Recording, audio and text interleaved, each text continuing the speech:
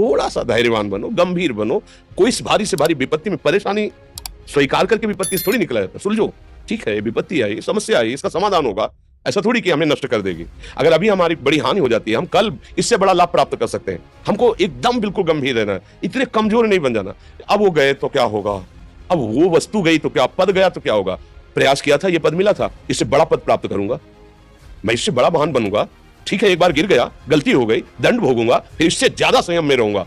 बिल्कुल, मतलब एकदम फ्रेश दिमाग रखना चाहिए। और अपने लोग क्या है, जरा सी बात में एकदम पछड़ा कर लेते हैं, एकदम कमजोर हो जाते हैं। ये बिल्कुल ठीक नहीं है। हम जीवन भर की यात्रा की बात कह रहे हैं, भारी से भारी कष्ट में भी मुस्कुराना, तो हमें बल मिला है, हमें भगवान की कृपा का दर्शन हुआ है, हमें उनका दुलार दिखाई दिया है। अगर ऐसे तो भाग जाते फिर परमार्थ में थोड़ी चलना होता है। हम इतना क्यों परेशान हो जाते हैं, हम ये देखते हैं। अपने लोग थोड़ी बात बिगड़ गई परेशान, नहीं बिगड़ी तो बिगड़ जाने की संभावना में परेशान है। आज सुख है, लेकिन कल सुख छिन जाएगा तो हम आज के सुख